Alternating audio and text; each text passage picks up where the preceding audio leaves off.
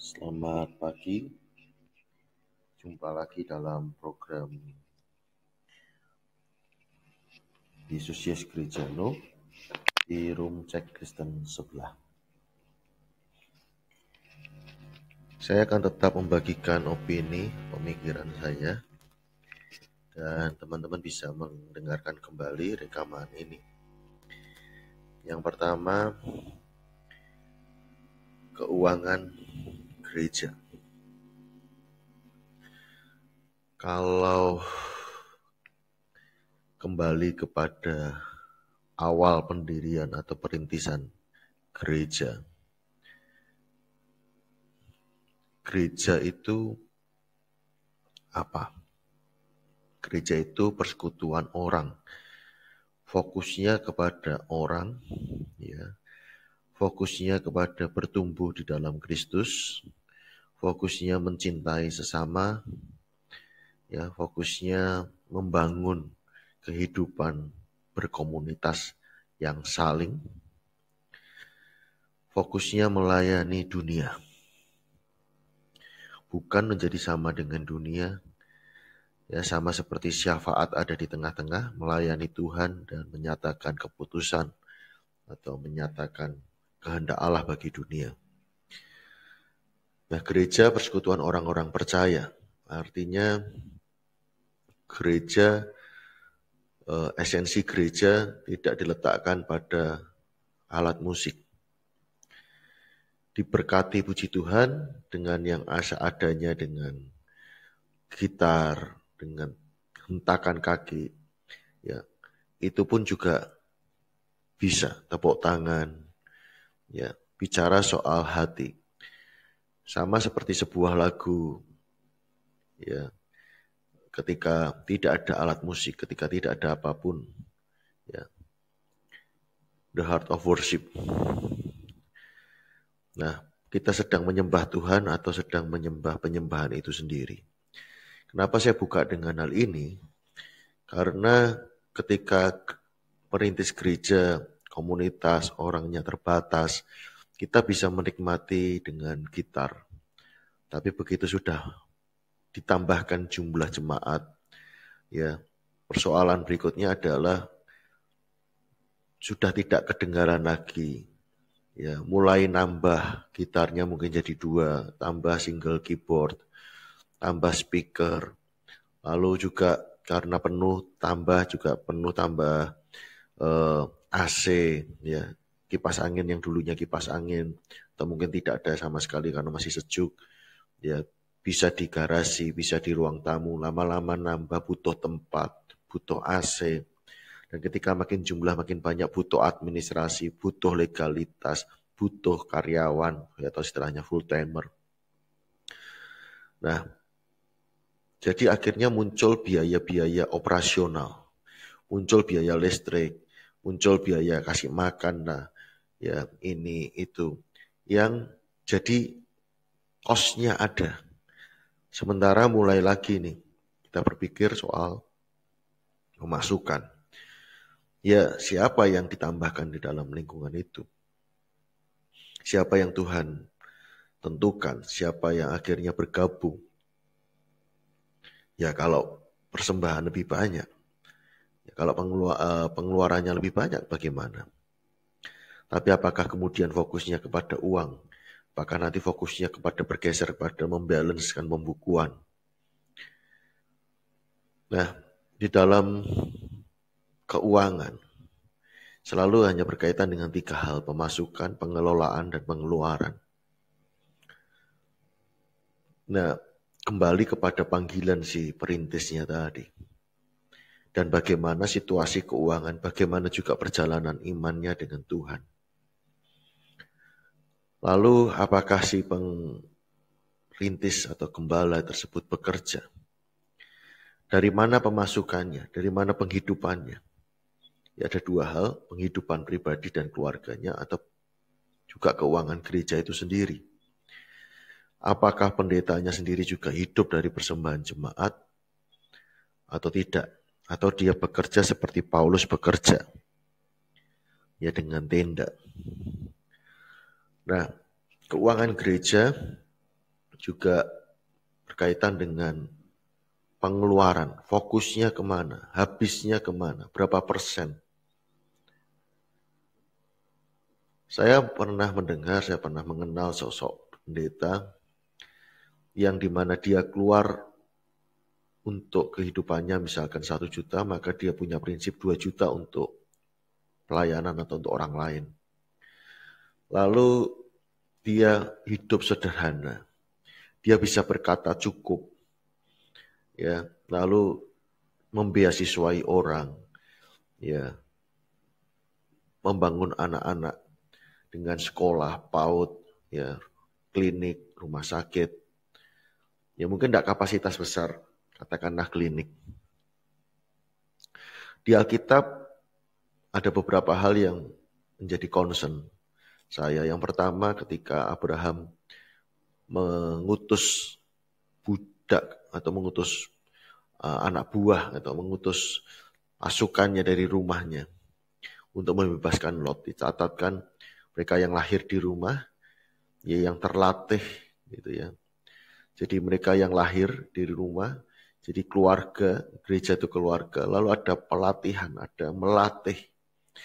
Gereja bukan kolektor, gereja bukan pengumpul, pengepul, tapi gereja tempat pelatihan. Orang datang dan dirilis, bengkel ya. Ya. Juga keluarga juga sama. Keluarga dalam fase kehidupan seringkali anak lalu kemudian makin besar. Ada pertanyaan yang kemudian bertahap diajukan kepada kita, yaitu kapan menikah. Ya. Misalkan sekolahnya mau lanjut kemana, ya. Lalu sudah punya pasangan belum, sudah berkeluarga belum, kapan menikah, kapan punya anak, dan sebagainya. Nah, artinya orang bertanya kapan menikah. Pada umumnya, ya, orang dengan pertanyaan itu juga istilahnya kemandirian di dalam pernikahan, melekat kemandirian, melekat otonomi. Orang pengen segera mentas, ya, segera keluar. Alkitab mencatat bersatu dengan istrinya dan keluar dari rumah orang tuanya. Nah, demikian juga harusnya gereja juga bertanya, kapan kamu keluar? Ya, bukan ayo datang hadirilah terus, tetapi ayo kapan kamu siap dirilis? Kamu kapan siap diutus? Nah, di mana hartamu berada, di situ hatimu berada. Kemana pengeluaranmu? Berapa persen untuk anak-anak? Berapa persen untuk pemuda? Berapa persen untuk misi? Itu akan menunjukkan isi hati daripada gereja atau komunitas itu. Nah, ketika jumlah tidak banyak, persembahan itu bisa langsung dibagi. Untuk apa? Bahkan sebelum persembahan dikumpulkan, kita sudah jelas nih, kesepakatan. Uang nanti untuk kemana? Nah, jika setiap orang yang terlibat di dalam komunitas itu punya pemasukan, punya pekerjaan sendiri. Dan pendeta atau pemimpin tidak perlu sampai harus full timer juga bisa kalau jumlahnya nggak terlalu banyak. Dan kalaupun sampai pemimpin itu dibiayai dari persembahan jemaat dan oleh atau jemaat, biar itu lahir dari kesepakatan. Biar itu lahir dari, udah Pak, Bapak fokus saja, biar kami yang bantu gitu ya. Kami akan sisihkan itu, atau biar persembahan ini kita kelola sekian persen untuk Bapak. Nah, itu biar lahir dari sebuah kesadaran anak memberikan persembahan kepada orang tuanya. Nah, itu seperti keluarga. Ada fase di mana orang tua memberikan lebih banyak di masa anak-anaknya masih kecil. Tapi kebalikannya ketika anak sudah dewasa, maka anak memberikan persembahan kepada, atau memberikan berkat kepada orang tuanya. Nah, berikutnya tadi soal tujuan, soal mau kemana. Itu seringkali seringkali tidak tahu duluan gitu ya. Pokoknya bahkan dikumpulkan lalu untuk operasional dulu. Akhirnya terjebak pada operasional daripada kepada visi atau tujuannya mau kemana. Lalu sikap profesional juga penting, perlu dilakukan jika itu memang betul-betul dana besar dan harus dikelola posnya banyak, begitu ya, pembukuannya harus jelas. Tapi sejak kecil, sejak pengeluaran terbatas kecil, itu yang beberapa prinsip adalah yang pertama, tidak boleh dipegang keluarga sendiri, menurut saya ya. Yang artinya memenuhi prinsip bisa teraudit akuntabilitas dan terbuka, bisa dipercaya. Itu prinsip bahkan sejak dari kecil. Setia dalam hal kecil, maka Tuhan mempercayakan hal yang lebih besar. Itu yang pertama, ya, soal prinsip-prinsip di dalam keuangan. Lalu kedua, semua tercatat dengan baik. Itu baik. Alkitab bahkan silsilah, ya, siapa memperanakkan siapa, lalu jumlah pasukan, jumlah suku-suku, ya, Alkitab detail. Ya, mari kita belajar untuk detail. Yang ketiga, bisa mempertanggungjawabkan dengan baik. Ya, bukan hanya yang diberi tapi juga pinjaman. Bahkan yang diberi pun juga orang senang jika itu bisa dikelola dengan baik. Nah, berikutnya lagi di dalam keuangan itu memang harus ada sikap hati yang benar. Yang pertama, jika kita memberi, maka kita beri untuk Tuhan. Ya, kita harus percaya kepada yang mengelolanya. Kita harus beri ruang, ya, kesalahan. Bukan berarti mentolerir kesalahan. Ya, tetapi dalam arti gini, saya memberi ini untuk Tuhan. Bahwa pemimpin saya tidak melakukan dengan benar, maka saya masih punya Tuhan untuk meminta pertanggungjawaban. Ya, saya bisa mengadu kepada Tuhan sebab dia hambanya Tuhan. Ya, bukan berarti lalu kita gelap mata, tutup mata, enggak. Ya, kita boleh bicara kebenaran di dalam kasih. Nah, kita boleh terbuka. Kenapa? Kita boleh ngomong sesuatu. Kenapa? Karena kita keluarga. Nah, berikutnya kita memberi dengan sukarela, memberi dengan senang hati, dan kita mesti cek jaga hati. Ya, dalam pengajaran keuangan Alkitab, tentang keuangan Alkitabiah, ya, keuangan kerajaan Allah, judul-judul seperti itu. Mari kita pisahkan antara teknis dan hati. Ya, sebenarnya ini masalah hati yang tidak mau memberi, masalah pelit, atau masalah teknis. Misalkan perpuluhan, ya, ini dari gross atau dari neto. Ya, perpuluhan itu sudah tidak didebatkan, misalkan, oh ya kalau gitu enak dong, begini-begini, enggak bekerja, ini makan uang jemaat, ini apa.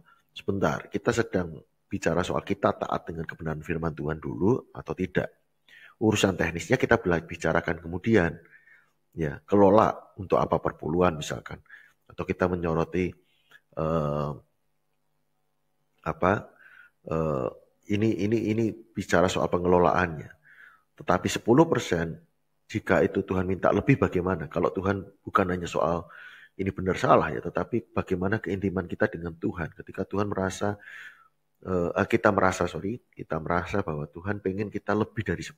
Ini bukan soal memenuhi hukum kewajiban, ini dosa atau tidak dosa. Tapi ketika Tuhan minta lebih, bahkan ada orang yang sudah bisa hidup atau makin banyak pemberiannya daripada hidupnya dia. Maksud saya, ada orang mungkin bertambah dari yang 10% untuk Tuhan. Istilahnya gitu, 10% untuk orang lain, 10% untuk, maksud saya 10%-nya bukan untuk dirinya. Ya. Lalu kemudian dia bisa hidup dengan 90%. Tapi ketika dia diberkati, maka dia memberkati dengan 20%, dia hidup dengan 80%. Sampai misalkan sudah terbalik ya, 60% untuk orang lain, dirinya 40%. Bukankah itu yang harusnya membuat kita terinspirasi? Nah, bagaimana kita dengan Tuhan? Jika kita makin cinta dengan Tuhan, maka kita akan makin memberi. Cinta pasti dengan kaitannya dengan memberi. Tidak ada cinta yang hitung-hitungan. Semakin cinta, semakin melepas. Sama seperti ketika ketemu satu harta mutiara terpendam, ya orang itu menjual segalanya untuk mendapatkan mutiara itu. Jangan-jangan Yesus belum berharga dalam hidup kita. Tidak ada orang pelit di dalam kerajaan Allah. Tidak ada orang yang kikir di dalam kerajaan Allah. Ketika orang mencintai, ketika orang menemukan hal yang berharga, maka dia berani melepas. Kekristenan bicara melepas, bukan bicara diberkati, bukan bicara mendapatkan. Nah, jadi setiap pengajaran-pengajaran yang disampaikan di gereja, lalu kita responnya bagaimana? Jangan-jangan ini bukan soal teknis, tapi ini soal pelit, gitu ya. Ini soal hati, situasi hati kita. Itu yang mesti dicek duluan. Baru kita bicarakan. Kita bicarakan atau kita gali kebenarannya. Bagaimana sih SOP-nya? Bagaimana sih prosedurnya menurut Alkitab? Bagaimana sih guideline-nya menurut Alkitab? Bagaimana sih pagar-pagarnya, batasan-batasannya menurut Alkitab? Tapi kita pendekatannya kepada Tuhan juga bukan hanya soal aturan, bukan ini boleh tidak boleh, tetapi kepada bagaimana hubungan kita dengan Tuhan. Itu bicara soal personal, ya bukan doktrin lagi. Dan kita dari situ akan ketika kita tulus murni, maka kita juga tidak punya maksud untuk memanipulasi orang, memanfaatkan orang, ya tidak menggali kekayaan daripada penderitaan orang lain gitu ya. Nah, jadi kemudian kita bisa bicarakan teknisnya sebenarnya seperti apa, tapi dimulai dari hati dulu. Nah, atau kita kelola dengan siapa yang bertanggung jawab, lalu bagaimana mekanisme pelaporannya, kapan dilaporkan, kemana pelaporannya, itu bisa dibicarakan. Sekali lagi, tapi kita jatuh di dalam sebuah, bukan jatuh, kita mencobai diri dalam sebuah pencobaan ketika gereja juga salah kaprah dari awal. Bagaimana gereja harusnya menjadi banyak, bukan jadi besar. Itu sendiri yang tadi seperti disampaikan di awal, itu sendiri yang memicu ya keuangan jadi ribet, keuangan jadi bulet, keuangan jadi kompleks masalahnya ketika gereja bukan jadi besar, gereja bukan jadi banyak tapi jadi besar. Maka gereja harus kembali kepada gereja yang keep it simple, ya, jadi kecil tapi bergerak cepat, ya, kecil tapi bisa fleksibel.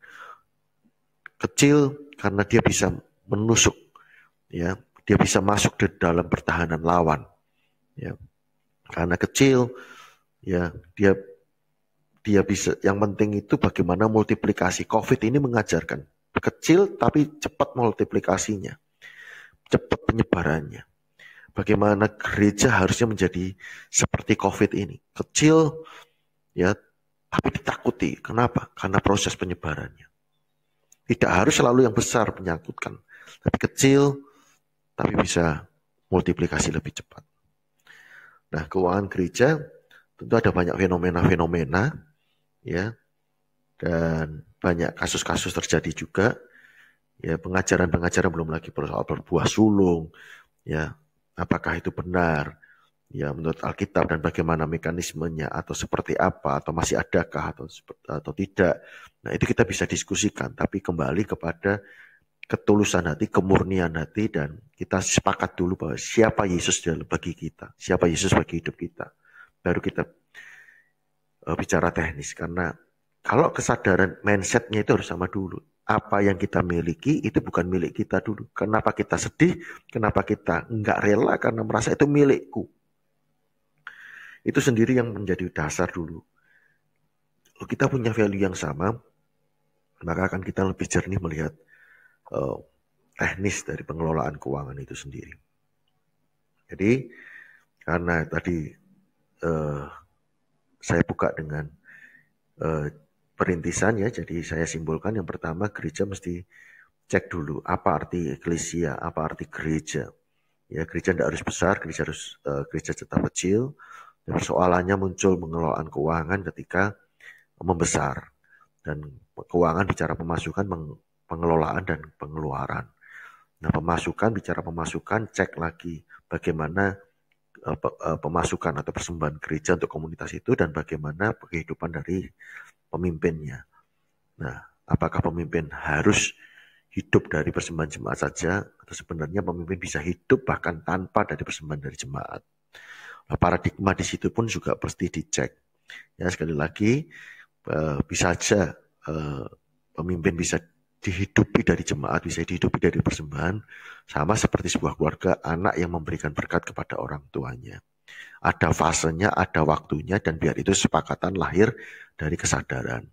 Lalu yang kedua, pengelolaannya yang transparan, yang bisa dipercaya, akuntabilitas, kalau bisa juga bukan dipegang sendiri atau dipegang keluarga bahkan. Ya, dikelola dengan aturan dan cara-cara prinsip-prinsip profesional, nggak apa-apa, pencatatan, pembukuan, kredit debit, ya, laporan kemana, detailnya seperti apa, ya, Alkitab juga mencatat detail. Lalu pengeluaran, di mana hatimu berada di situ, di mana hartamu berada di situ hatimu berada. Pengeluarannya untuk apa? goalnya disetting dulu.